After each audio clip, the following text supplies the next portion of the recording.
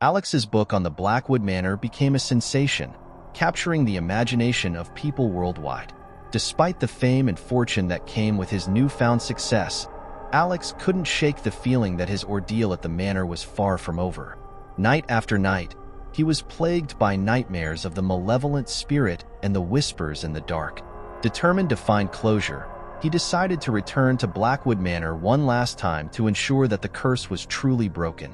On a foggy November evening, Alex found himself standing before the iron gates of Blackwood Manor once again.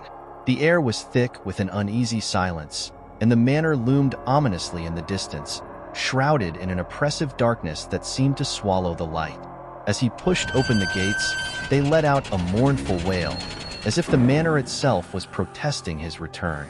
The path to the house was even more overgrown and treacherous than before, with the twisted branches of the trees seeming to reach out and grasp at him like skeletal hands. Inside, the manor was just as he remembered, decaying, silent, and filled with an oppressive sense of dread. The walls seemed to close in on him as he moved cautiously through the rooms, his flashlight casting long, eerie shadows that seemed to dance with malevolent intent. He was drawn once again to the library, where he had first discovered the hidden door. As he approached the bookshelf, he noticed something he hadn't seen before, a small, ornate box tucked away in a dark corner, almost as if it had been deliberately hidden. Opening the box, he found a collection of old letters, each one more disturbing than the last. They were written by Lady Isabella, detailing her growing fear and paranoia as she realized the true nature of the book they had discovered. The final letter was unfinished, the ink smeared as if she had been interrupted while writing it. The letter spoke of a second, even more powerful spirit that had been awakened by their actions, a spirit that was not bound by the book he had destroyed. As Alex read the letters, he felt the air grow colder, and the faint sound of footsteps echoed behind him, growing louder and more menacing with each passing moment. He turned, but the room was empty, the silence now deafening. Determined to uncover the truth, he made his way back to the hidden door behind the bookshelf and descended the narrow staircase once more. The corridor below was as dark and foreboding as ever, the portraits on the walls seeming to leer at him with a malevolent hunger. Reaching the candlelit room at the end of the corridor, Alex saw the large, ornate mirror again.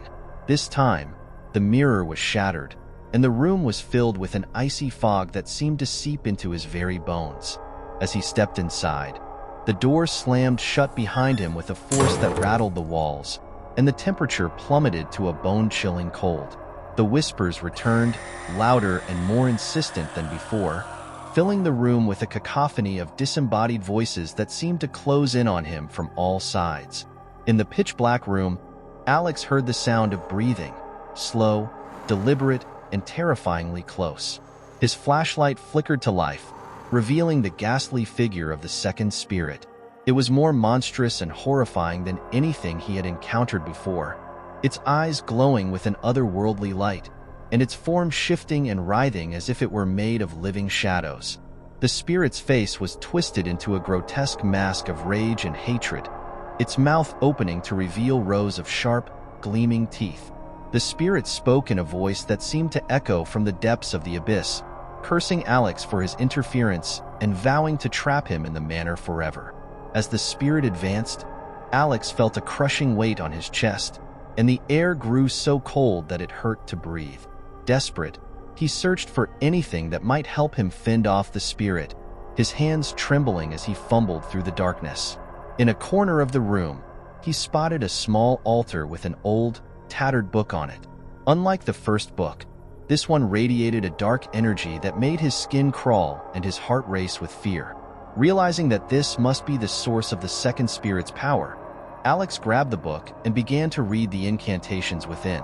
The spirit shrieked in rage, its voice a horrifying blend of agony and fury, and the room shook violently, as if the very walls were trying to collapse around him. As he read the final incantation, the book burst into flames, and the spirit let out a blood-curdling scream that seemed to pierce his very soul. The icy fog dissipated, and the oppressive weight lifted from his chest. The room fell silent, the temperature beginning to rise as the malevolent presence faded. The mirror, once shattered, reformed itself, and in its reflection, Alex saw the faces of the freed souls of the Blackwood family. Lady Isabella appeared before him, her face serene and grateful, though her eyes still held a shadow of the terror they had endured. She thanked Alex for his bravery and for finally breaking the curse that had trapped their spirits for so long. She told him that the second spirit had been the true source of their torment, and with its destruction, they were now free to move on to the afterlife.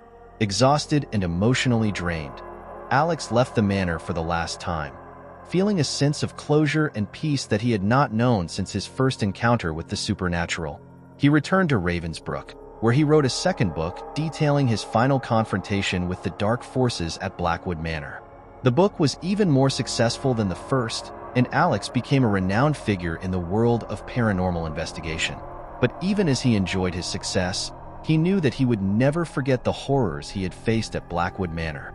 The whispers in the darkness and the terror of that fateful night would stay with him forever, a constant reminder that some secrets are better left undiscovered, and some spirits never truly rest. Please like and subscribe our channel for more interesting and scary stories.